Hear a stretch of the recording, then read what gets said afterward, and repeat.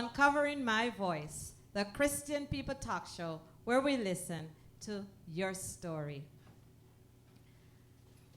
Wives of pastors, these are remarkable women who stand as pillars of strength, compassion, and support within the communities, playing a crucial yet sometimes unseen role in the life and ministry of their spouses.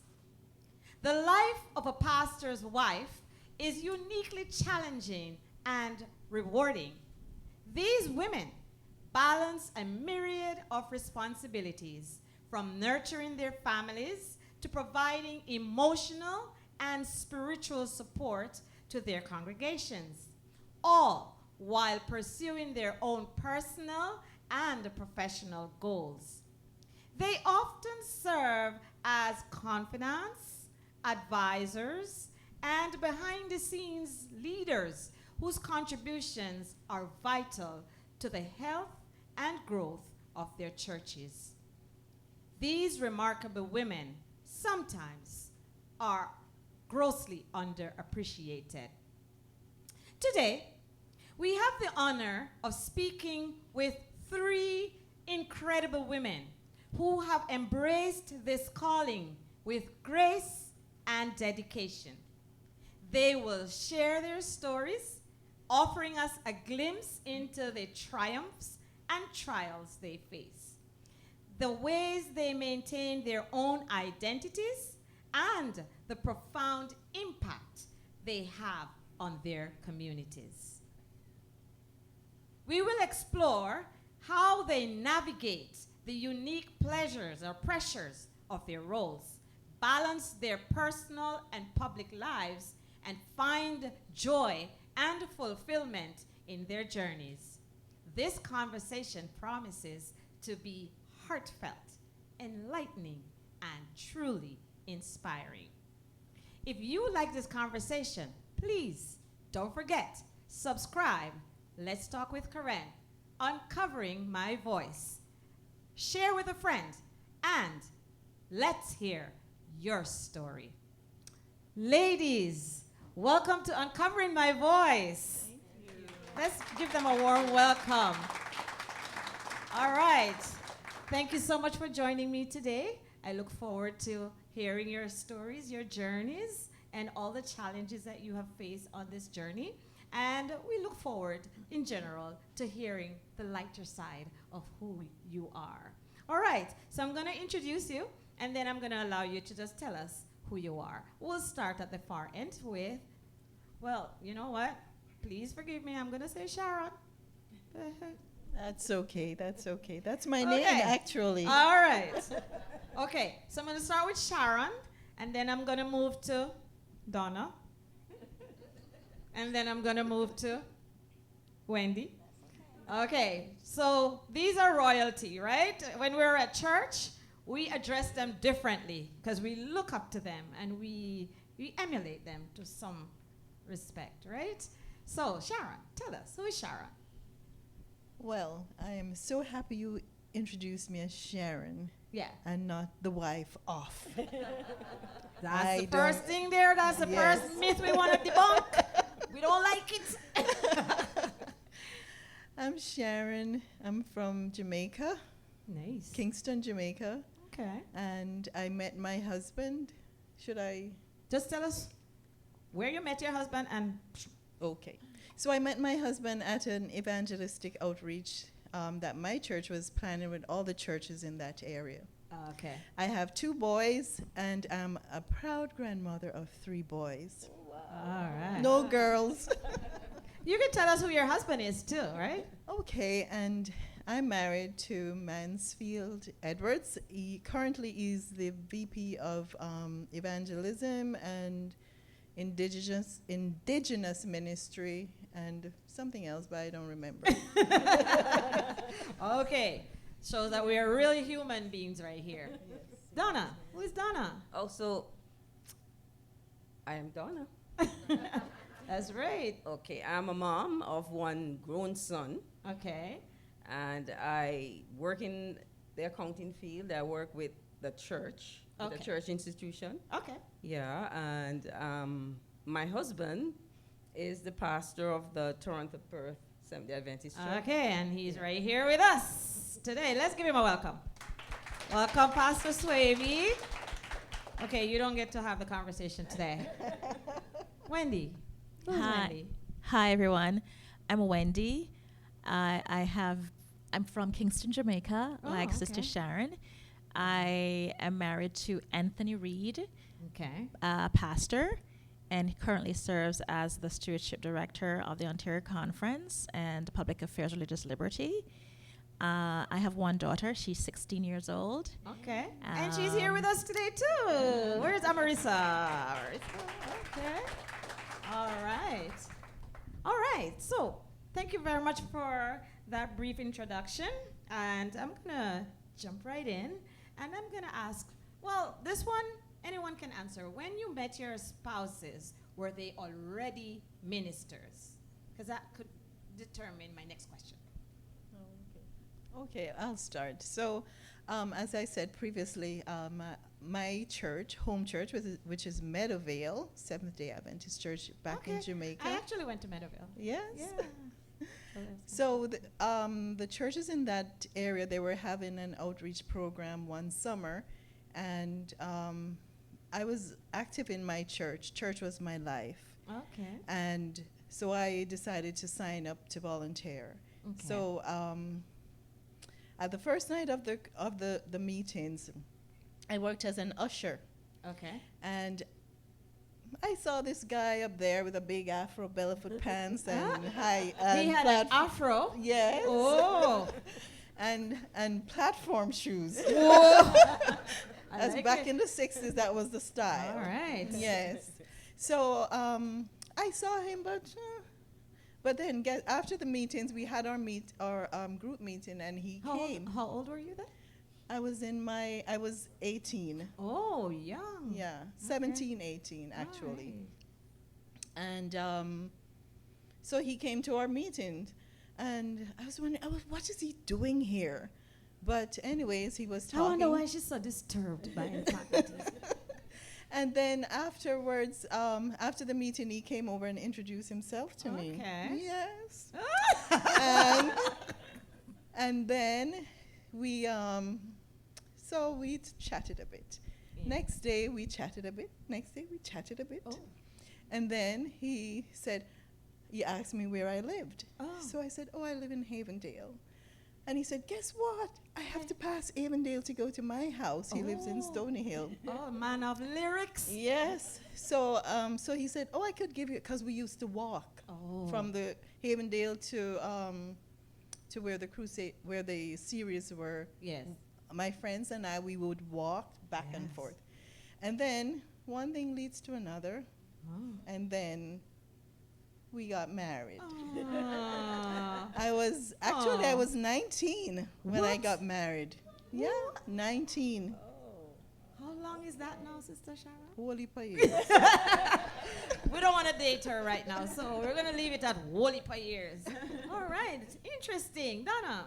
So he was a pastor. We want to make sure. No, he actually just graduated from Northern Caribbean University. Oh, Yes. so he was like a... Fresh. Oh, fresh. Okay.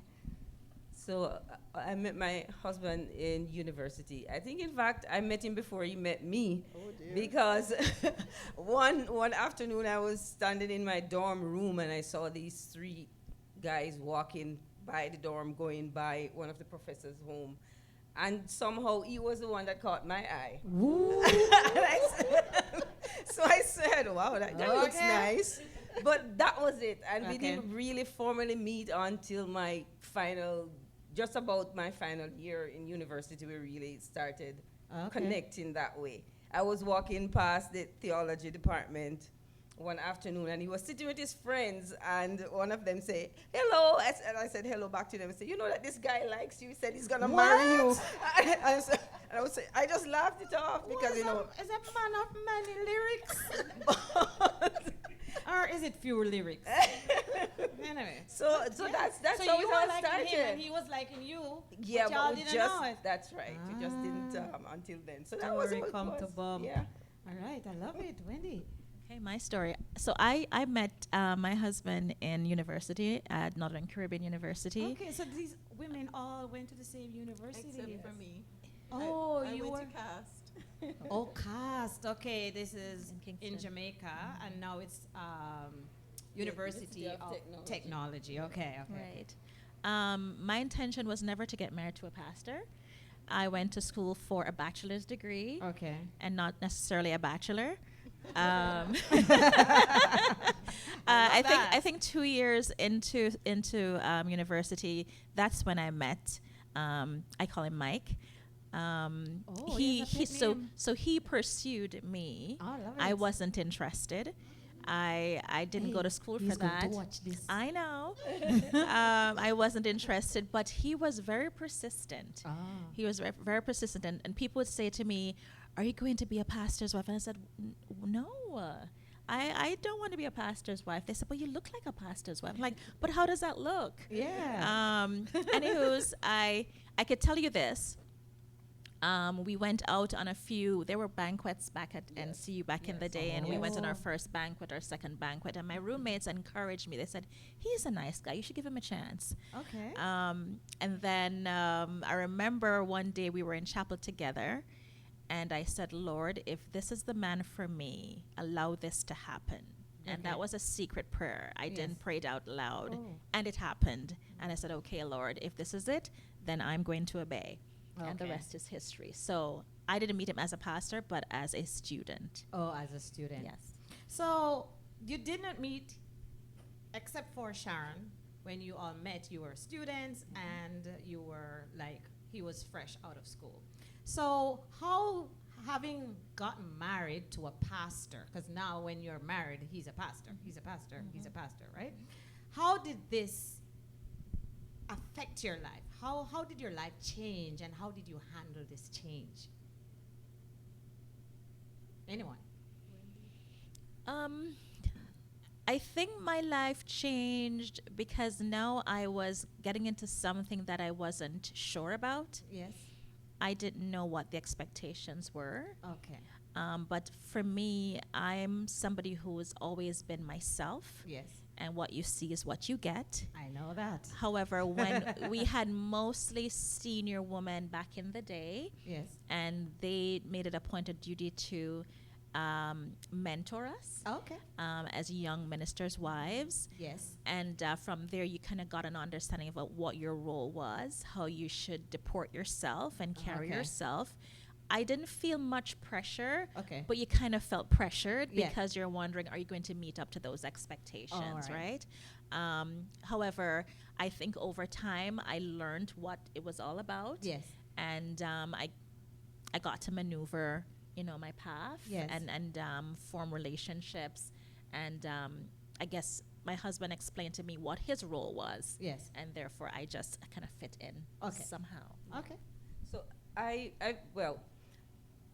what I knew about being a pastor's wife was just seeing how the pastor's wife in my home church would operate, right? Right. So that is where I start my Your little knowledge in experience, terms- yes. Yes. Be curious. And in Jamaica, where we started our pastoral work, you normally start out in a rural district, right? Okay. And in those churches, the members are normally very Rigid. loving and kind, and they're open towards their pastor. Especially if you're a young pastor, they always love the young pastors, and they'll give you breaks in terms of how they would relate to you. So Yes. they weren't as very dogmatic or unforgiving if there is some. That's right. They're more open to taking I care love of the it. pastor. I love it. I thought it was that going to be way. the opposite, because I know in No. Jamaica, back in the days, them women, they're rigid. Like, you can't wear certain things, you can't look certain But way. that's different. That's what I'm saying is that's then, as a young couple, they're Yes. normally more open to the young couples, Ah, right? So okay. there's more seen to take you under their wings then. Ah, so they help but you the make more you this- mature, things change, right? Yeah. But then as a young pastor starting Okay. out, they're more understanding. All right. I get you. Well, just a little correction. It just came back to me. I'm getting old, so excuse me. So when I met Pastor, I call him Mikey. Too. Oh. Yes. Well, Mikey. Yes. When I met... Wait. We have Mike and Mikey and D.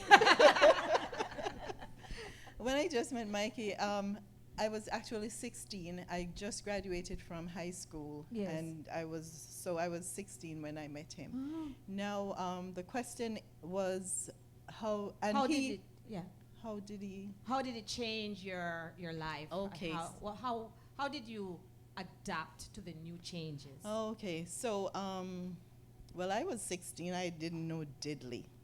I knew nothing.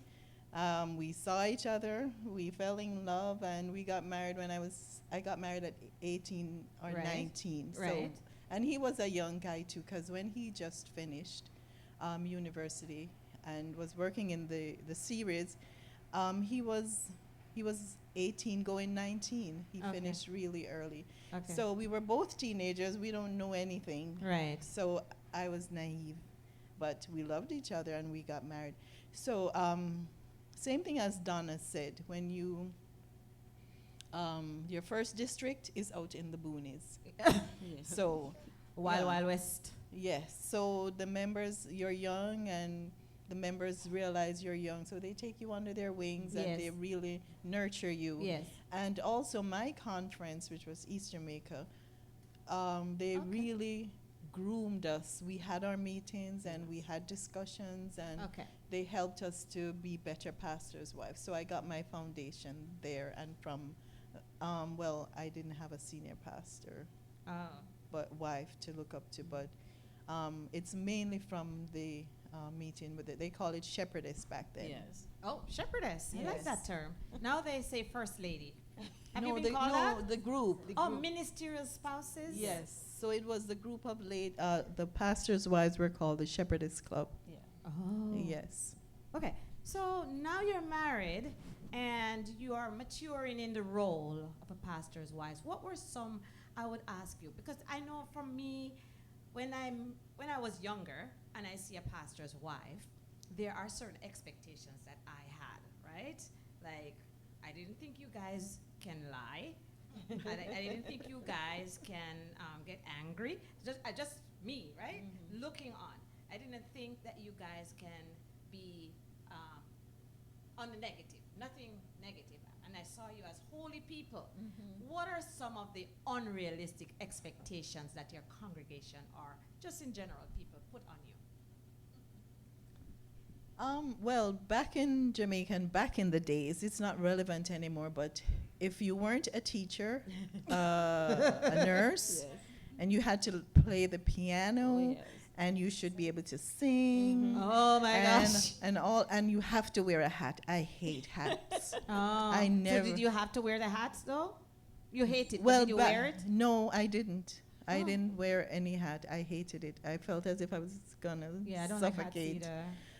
So I didn't. But back in Jamaica, that was the expectation, but not anymore. Not anymore. I don't believe, I stand corrected, ladies, that here in North America, the standard is we'll take you as you are. Oh, okay. We'll take you as you are. There's still expectation. They Yeah. believe that because you're a pastor's wife, you're supposed to be able to preach and deliver speeches and Yeah. so on. But so that's one of the expectations, that I was Yeah. a reserved person, so that was a little And bit too you much sang? for me. Were you able to sing? I sang, well, when I came to Apple Creek, I sang in the choir. And I sang in the choir, helped out in Sabbath school and Pathfinder. So wherever my children were, that's where I am. Oh, okay, Yeah. okay. Donna? So just as Sharon said, those were, of course, some of the expectations. But so I would be an atypical pastor's wife because I don't play, I don't sing. Well, the only thing that I probably would fit in is that I used to be a teacher. So, so I guess I got one out of You got three, one. right? Got So- one right. Yes, and so, yeah, they really had that kind of expectation, and they expected that as the pastor's wife, if anything should, if there was a need for something, especially in those early days in those rural churches where the personnels weren't as many as you'd have in, Yes, say, yes, a big yes. city or something, they would expect that you'd be able to fit in at the drop of a hat. Say your husband couldn't do something, then they would expect that the wife would be able to fit in and do that, right? What the husband exactly would do. what So he would have done. So without even you being prepared, or as your husband would be, you'd be expected that you'd be able to fill that role. So those are some of the kind of unreasonable expectation. And of course, if you have kids, yes, then they expect that your kids are going to be perfect. Yes. and it's Right. kind of weird that they have these expectations, because if your husband is a mechanic, they don't expect you to be able to fix cars as a wife of a mechanic. Yeah. But as the wife of a pastor, you should be able to preach, right? Did you have anything? I think I just add the expectation not to say no. You can't say no. Yeah. And I think it should be something that we shouldn't don't expect us to always say yes. Yes. Because we can say no, because for many reasons we can say no. Yes. And just to add what Sister Swaby said, for children, Yes. that they should be perfect, that they should, The children of the children of the pastor should be perfect, should not be a troublesome child or a busybody, should sit down and be obedient and yes. Want to pastor boy? Yes, no behavior. Yeah. Right. Yeah. So, give us I think things have changed over the years. Yes. However, there's still some underlying expectations. Yeah, especially as it relates to Caribbean people, right? Because we are still Caribbean people, and some of us are fresh in North America, so we still have those reasoning, which what has been your greatest challenge as a pastor's wife? Yes. Y'all don't talk at once. So for me, one of my greatest challenge was that in my husband's second district, Yes. just like maybe less than 2 years into the pastoral work, there was a problem that happened in a church, and we were reassigned to that church to try to fix the problem. Yeah, and that church happened to be my home church. So that was something that really is not done, right? So sending this young girl back to her home church, as a pastor's wife. As a pastor's wife, a few years after graduating from university, that means I'm in my early 20s, not much experience. Not the only good thing, but one of the good things was that I was seen as one of those good persons in the church. I was an upstanding young lady. I used to be very active in the church. Yeah, because that could have gone the other way. Exactly. If you were not. Exactly. So that was one of the greatest challenge that I had in ministry, because they see you as just this regular girl in church, and know you're coming to be their pastor's wife. Yeah. It tested me, but of course the Lord helped me to get over that, and I was able to come out as a success in that experience as being the wife of the pastor of my home church. So I was happy for that. But that was something that really tested me as a young pastor's wife. Oh, okay. One of my greatest challenge was being a weekend wife. Oh. Meaning, my husband was sent to pastor in a different city. And I worked in Kingston, Jamaica, a different city. So I would have to travel on a Monday morning, and I would stay by my mom during the week, and then I'd have to go back on a Friday evening to be... So you only saw him on a weekend? That's correct, and that was really challenging. I actually cried every Sunday. Because it wasn't good for me to leave him for the entire week, because that was not the plan. Right. So I was not the typical teacher, nurse. I was an HR professional, so I had to go where the jobs were. Because those jobs didn't abound. And then there were times when the sun would set earlier, and I had to drive 4 o'clock, 4:30 in the night. That was nighttime, to maneuver the hills of St. Mary. People who are from Jamaica would know where that is. And that was treacherous for me. So for me, that was one of my greatest challenges until we were removed from there. So it became easier for us to be together every day. And I suspect that marrying to that is the whole constant moving of your family. Absolutely. From one district. That's also another challenge. Well, I didn't have my daughter during those times when we were actually moving back and forth. Right. But yes, for persons who were having children during those times, it would have been challenging. Yeah. Sharon? For me, because we got married when we were really, really young, Yes. the challenge for me was waiting after church. Hours upon hours. Some of us can resonate there. Yes, but thank Staying God, back. God has given me the patience I know what to do now.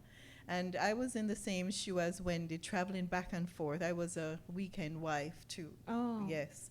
I worked in Kingston because there was no job out there in Portland. So I would, same thing, Monday, Friday, and it was terrible. So Wow. 4 years. yeah, after a while, you're tired of it. You're not, and you have to pay rent and try and find somewhere to live. Lucky for Wendy, she had her mom. I didn't have anywhere I had to rent somewhere. Okay. So those are the two challenges I had. And also was Sabbath. Sabbath is supposed to be a day of rest. Yes. My husband had 13 churches. Oh. 13. From Portland to St. Thomas. 13? 13 churches, Hold including companies. Oh my gosh. From Portland to St. Thomas. Sunday night, Saturday, all day. You're driving up and down Up from and one down, church up to the and- next. I yes. remember those days with Man, I tell you, that was trying. But God kept me. Yes. He gave me patience. He Yes.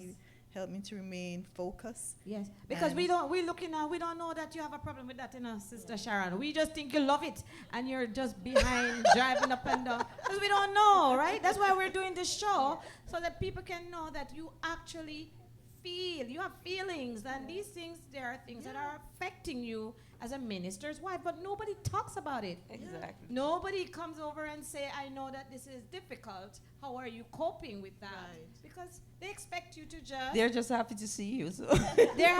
Because out there in the country, if we don't see our pastor, we're not happy. We're not happy when somebody has preached this week, next week, and the other week. We don't see you. We don't see the wives. Exactly. We want to see them. We want to see the children. Yeah. So you need to come. But we don't know that Exactly. you are having Challenges. these Yeah. kinds of.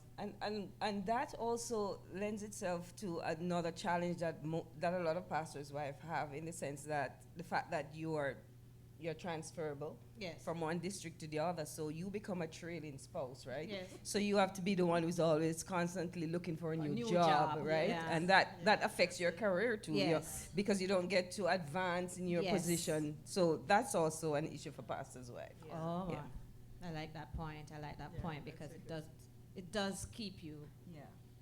And Wow. yes, and the other thing too is when you have children, Yes. it's hard on the children. It's hard for them to make new friends when they go from church to church to church. Yes. It's a challenge. My children cried. They cried because they hate moving. So that is a big one too. Yeah. Wow. So you see, these are real women, and they have real pain. They feel like us, right? So I want to ask you something to cheer you up now, as women of pastors. On the lighter side, what do you like to do? Well, Yeah. for me, I like going for long walks in nature. Okay. But my husband doesn't like it. He says, "Oh, they're bears." So, but I love walking in the woods and just. I wouldn't go with you either. I'm No. sorry. Oh, it's wonderful.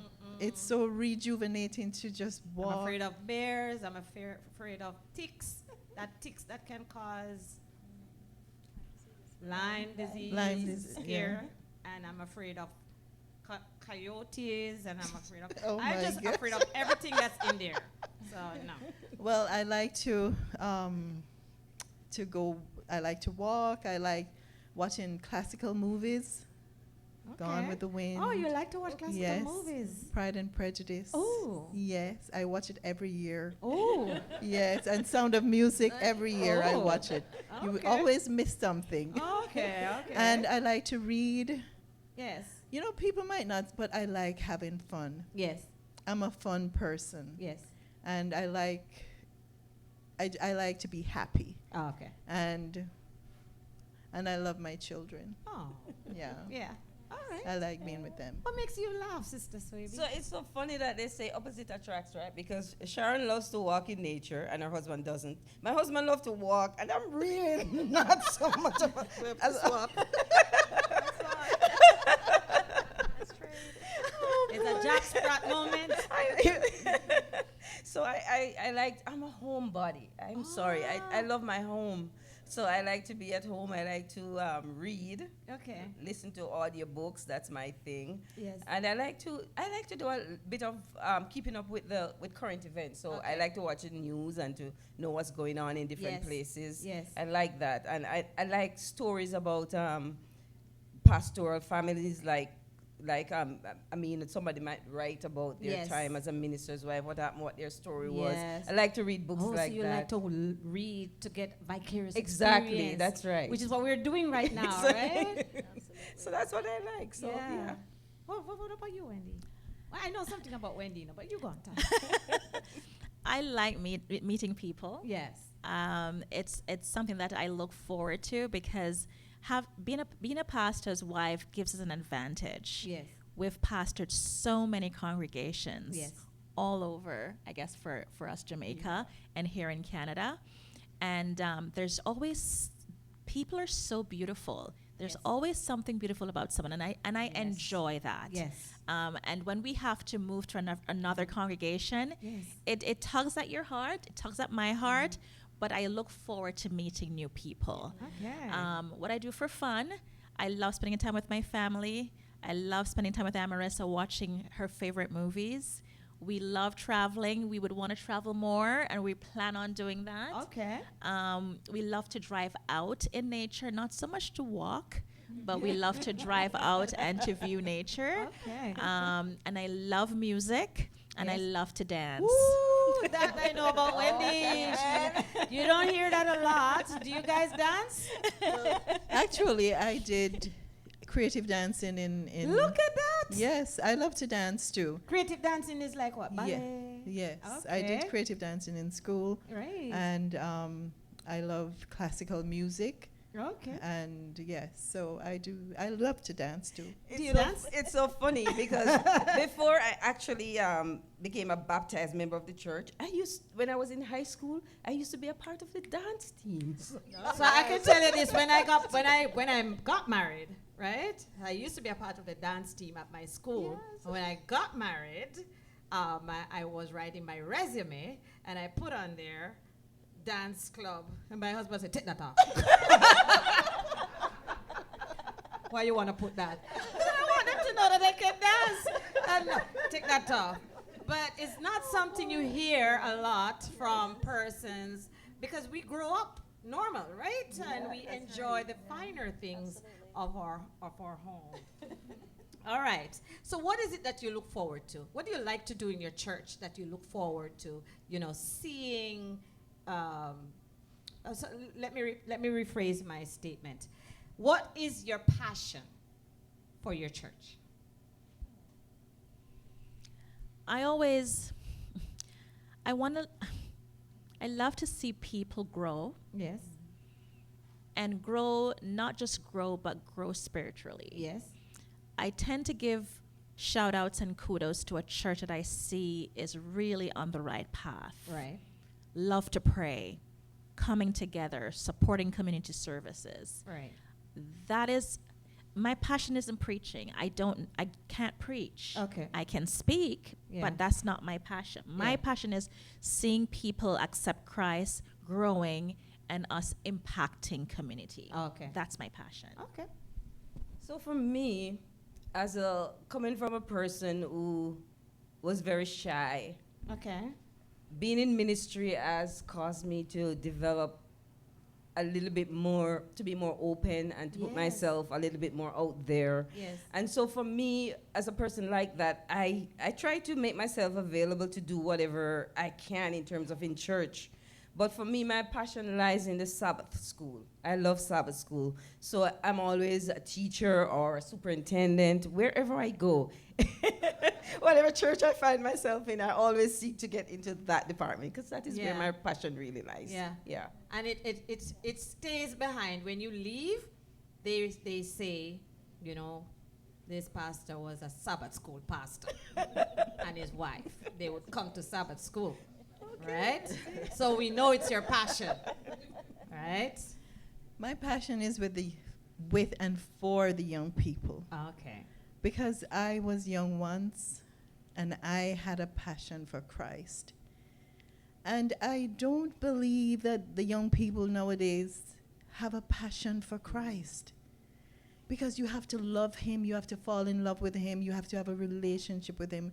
And I don't think that is happening in our church today. They are our future. Yes. So we have to spend time to teach them how to know God and to love God.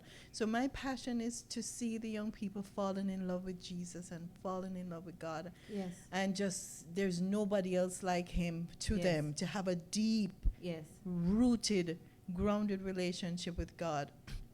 I don't know how this can be achieved. Yes. Well, I have ideas, but if I want to see that in our church, Yes. because if they are there, we have a future. Yes. If they're not there, there is no future.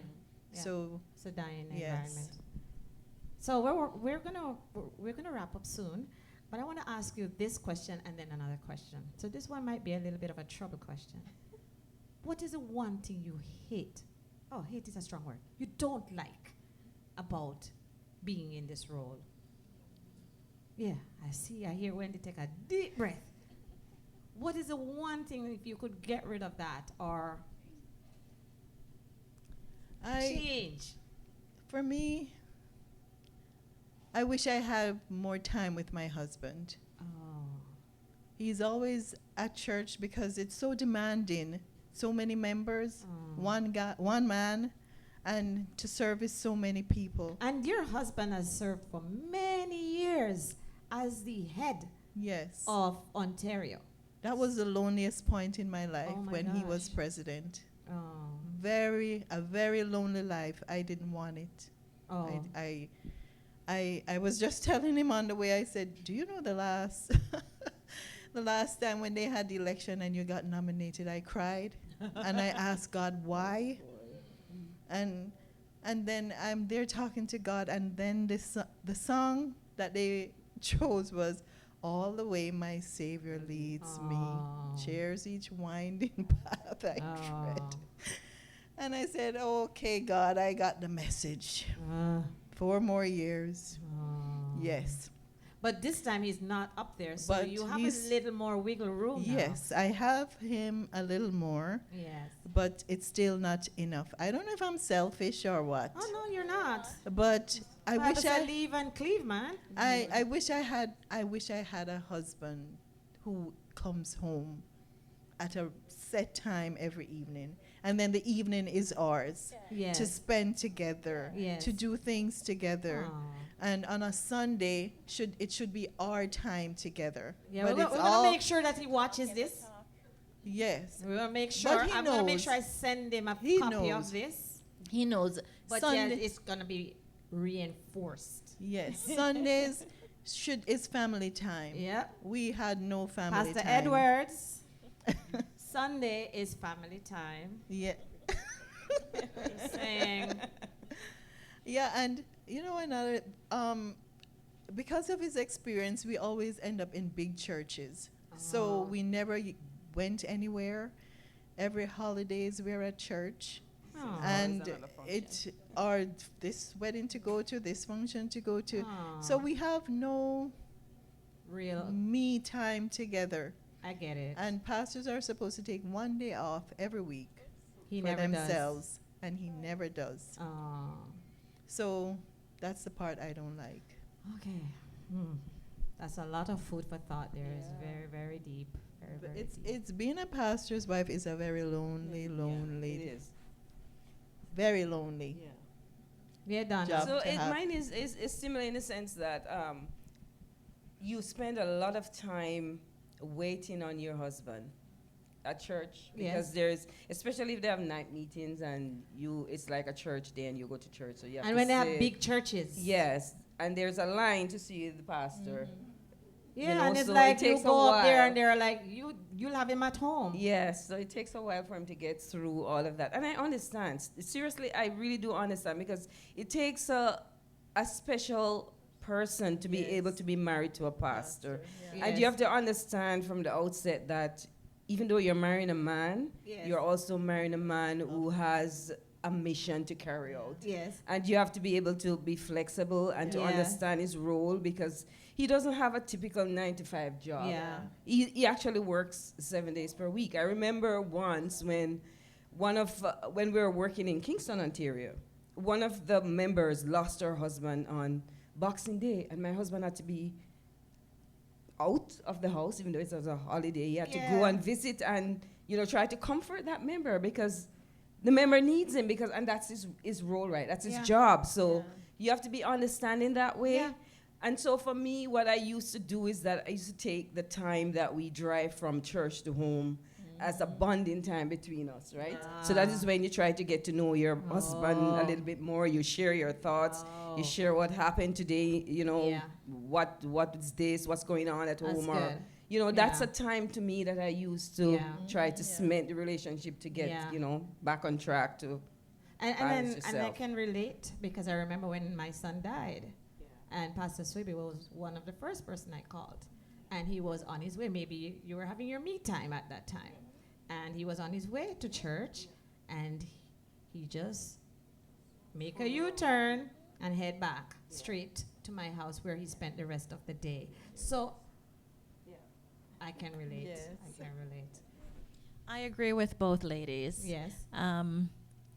One thing that I would change, if I could just be an ordinary member for a couple months, where we come to church and we sit down and there's no expectation, we're just like another member of the congregation. Oh. That would be nice. Oh. Now, even though my husband is not a pastor of a church, Oh. he's still expected to visit other churches. Yes. So every Sabbath, it's another church. What is he doing now? He's the director of stewardship.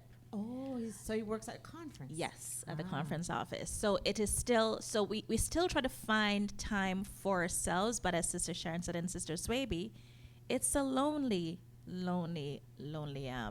place to be, life.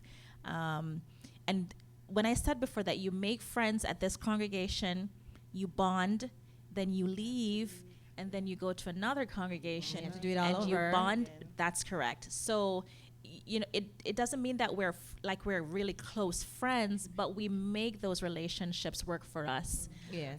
But outside of that, we're waiting for our husbands to come home. So you can imagine if you're not a nice pastor's wife, it's loneliness. Lonelier. It's lonelier. I was gonna say loneliness plus HST. But yeah, if I could change something, Yes. it would be to have my husband home with us Husbands, Anthony, longer and have more me time. But you it's gotta do something about this, my friend Pastor Swaby. You're watching? Well, it's the nature of the work. amen. And as Sister Donna said, we understand exactly what Yes. our husbands' Yes. roles are, and we adjust and we adapt. Yes. All right. This is very heartfelt, very warm. And I'm glad we have this conversation because just looking on, we would not know this. We would not know this. And we want you to know that we do appreciate you. We, the members of your congregation, we actually adore you. Right? Am I right? Yeah? We actually adore you. And these ladies, you just look at them, what you see is what you get. They're really nice people, really good people to be around, all right? I mean, and I feel very honored because I didn't know when I asked them to come on the show that they would actually come. And Sister Sharon is sitting over there, it's our bedtime. But she waited to go to her bed.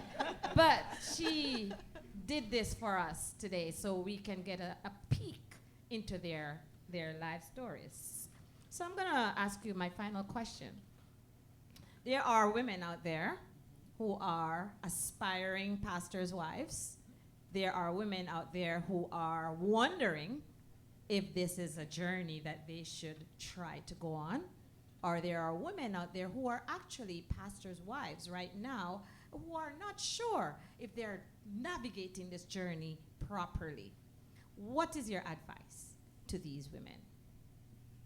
I think it's a prayerful journey, if it's something that you choose to do, or Yes. to say yes to that person who is going to be a pastor, I would say it's a rewarding experience. I wouldn't trade it. There are things that I wish we could change, but I wouldn't trade it. Okay. It is a rewarding experience. Like it. It just being among the people of God, Yes. and going to different places and congregations, you can see the hand of the Lord Yes. in this field. Yes. And I wouldn't trade it for anything. But Yes. if it's something that you desire, Yes. and you see yourself going into, have a conversation with somebody who has been in ministry for a number of years. Yes. Or, as I said, pray about it, Yes. because God will show you if that's the way you ought to go. It's not for everybody. It's That's not for the much we faint of know. heart. Yes. You have to have grit and stamina Yes. and all the things you Yeah. could find. Because there are the moments. Yes, and you have to know how to kneel down and pray. Yes. And it really, I would say, How many times you have to count? To like 100 sometimes. sometimes, right? And you know when to speak, when not to speak. Yes. When to provide advice, when not to provide advice. Yes. Yeah. Okay. I love it. For me, my advice would be that you have to be a spiritual person. Okay. If you're not a spiritual person, Yes. it won't work. It is also a calling. Just Okay. as your husband was called, you are called too. Oh. Yes, some people, it happens differently. And Yes. I find in my years of ministry that those relationships, there's always a strain. Okay. If I might say this, Yes. I don't want someone to take it the wrong way, but Yes.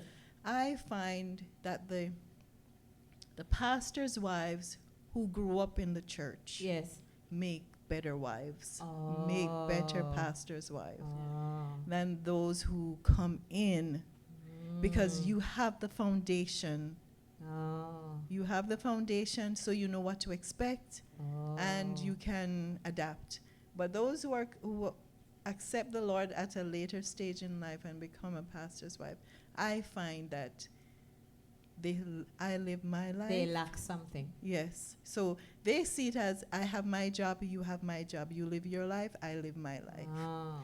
So you have to know God. If God is not central in your life, you could want it, it's not going to work. Oh, okay. Yeah. So Okay. make God the focus. Yes, I Yeah. quite agree with that. And as the wife of a pastor, even though you married a man, you must understand that you're marrying into his job also, because it's not, like I said, it's not an ordinary job. And you have to understand that your role in his life as his helpmeet will make or break his ministry.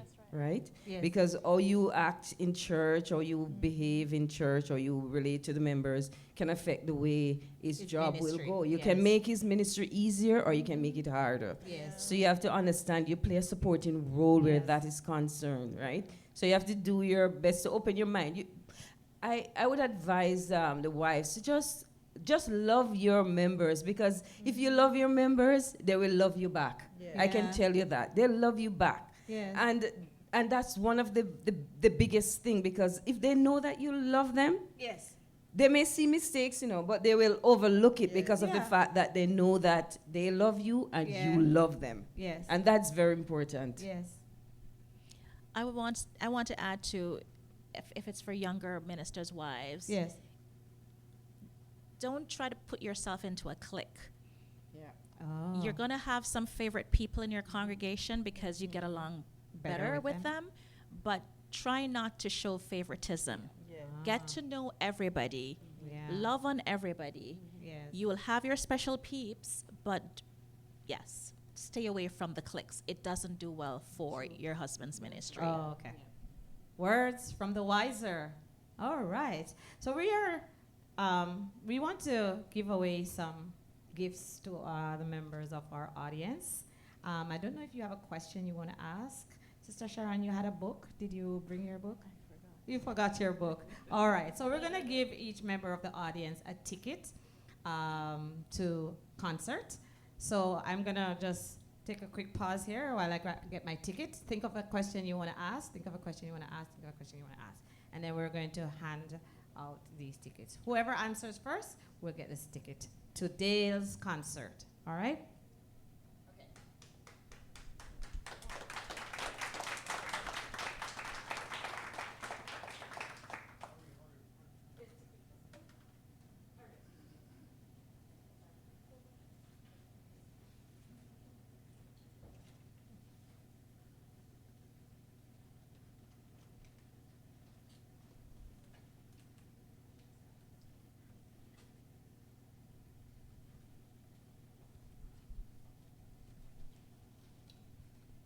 All right. So we are going to end our show today. I just want to pause to say thank you so much, Sharon, Donna, and Wendy, for gracing the Uncovering My Voice stage with your presence. It has been an inspiring conversation, and I'm sure a lot of persons will find something that they can resonate with, and I'm sure that you learned something from your fellow wife of a pastor, and that you will be able to make some adjustments as you go along. I want you to ask one question and see. Wendy, we'll start with you.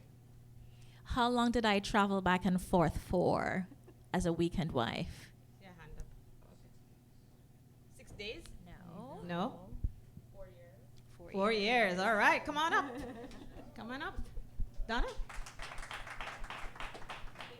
Come on up. So, who remembers the name of your pastor's wife, the pastor who baptized you? Do you remember the name of his wife? His first name, her first name. Georgia. Okay. Yes, Pastor Mansfield. Oh. Ooh, look at that. Wow, come on up. All right. Wow. And Sharon, what's your question? I made it pretty easy for you, right? My question is, how old was I when I met Mikey? Yeah. Who said it? 16. Okay. Okay. All right, send somebody for it. All right, come get it. All right. So, we have come to the end of the show. We are going to be I'm going to be giving these ladies a gift, but I'm going to wrap up. And I'm going to say thank you so much for joining us today on Uncovering My Voice. It has been a pleasure. Did you enjoy the show? All right. There you go. Enjoy. Thank you.